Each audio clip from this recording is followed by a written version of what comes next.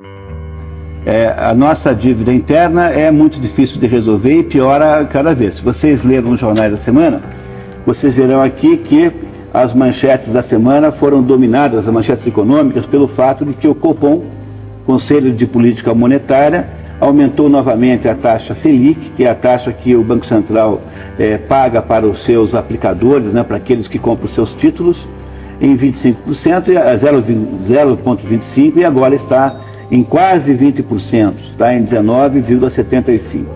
Toda vez que você aumenta o Selic, a sua dívida interna aumenta, não na mesma proporção, porque nem toda a dívida está indexada no Selic. Então, uma parte da dívida aumenta porque você aumentou a Selic. Esse aumento de 0,25 implica numa quantidade estúpida de dinheiro, uma quantidade gigantesca, que aí, em seguida, o governo, desavergonhadamente, vai tirar do nosso bolso. Ele vai dizer para você que tem que fazer isso, vai criar uma espécie de perseguição típica de um Doberman contra os contribuintes, contra todo mundo que pode ser extorquido para pagar essa dívida aqui, que foi aumentada por uma decisão tomada por meia dúzia de pessoas, que é a diretoria do Banco Central, que se reuniram 2 dias em Brasília e tomaram uma decisão aparentemente técnica, assim, não, olha aqui, vamos aumentar então 0,25, todo mundo concorda? Vamos, então escreve qualquer coisa na ata aí, para a gente dizer por que é que nós aumentamos. Então, é preciso que você compreenda que a nossa dívida interna ou dívida externa, qualquer das dívidas que nós temos, só aumenta. E a razão pela qual acontece isso é o seguinte: quando houve o Plano Real e o governo, então, não pôde mais contar com a inflação, com o meio de financiamento, vocês compreendem que a inflação é um meio de financiamento. É assim, o governo emite dinheiro, o governo contrai dívidas. Por exemplo, tem que pagar um empreiteiro. Se a inflação é de 20% ao mês, pagando esta dívida que ele contraiu 2 meses depois, ele paga quase metade do que ele combinou.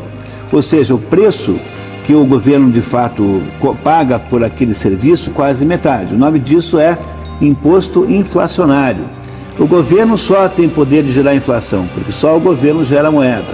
Então ele gera moeda e em excesso, esse excesso de moeda é percebido pela sociedade, os preços sobem na mesma proporção, com o objetivo de voltar a um equilíbrio entre demanda e procura, e aí neste meio tempo o governo então conseguiu diminuir o seu custo, e isso chama-se imposto inflacionário.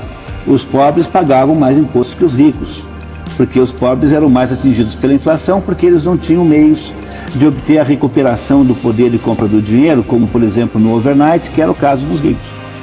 Bom, quando isso parou de acontecer com o Plano Real, o governo só tinha 2 saídas. Ou ele ficava pequenininho também, como você faz na sua economia pessoal, quando uma firma, por exemplo, não tem mais mercado, então encontra-se numa situação de dificuldade de vendas, o que ela faz? Ela reduz os seus custos, reduz o tamanho, manda embora as pessoas com muita dor, muita insatisfação, mas manda embora. O que o governo faz quando a economia não lhe permite mais obter recursos, por exemplo, por meio da inflação, do imposto inflacionário? O governo, que não tem menor intenção de diminuir os seus custos, e não o faz de fato, ele fez 2 coisas no Brasil. Primeiro, dobrou praticamente a carga tributária. Então, entre o governo FHC e o governo Lula, nós tivemos quase o dobro da carga tributária real.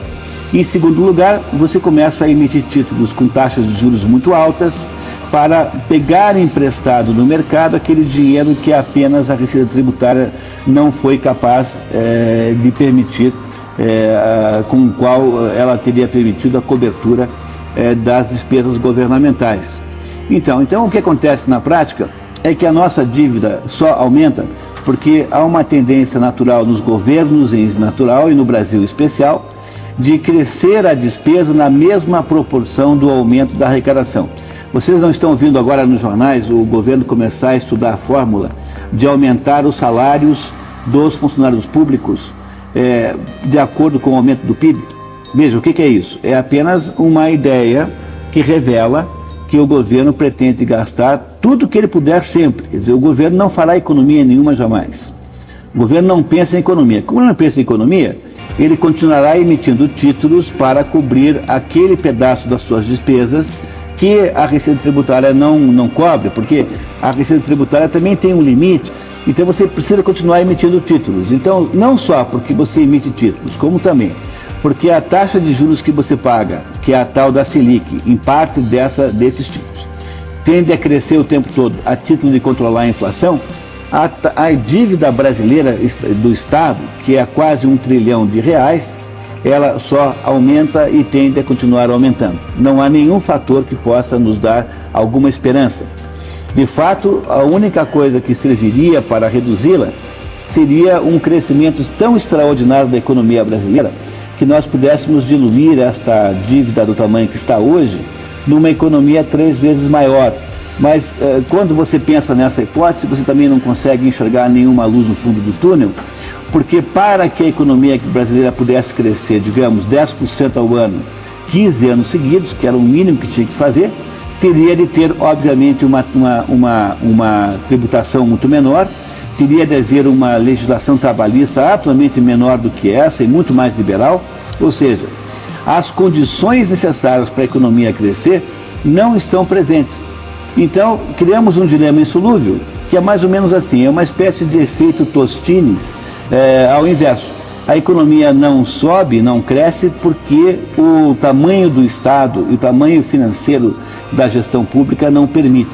E esse tamanho financeiro da gestão pública não cai, não reduz, porque a economia não cresce.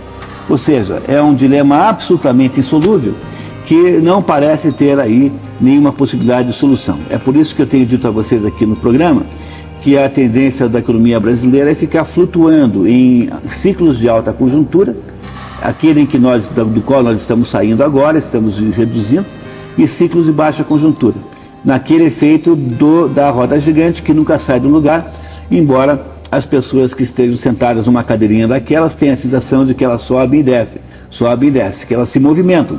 Porém, é um movimento viciado em torno de um eixo fixo, nós não saímos do lugar.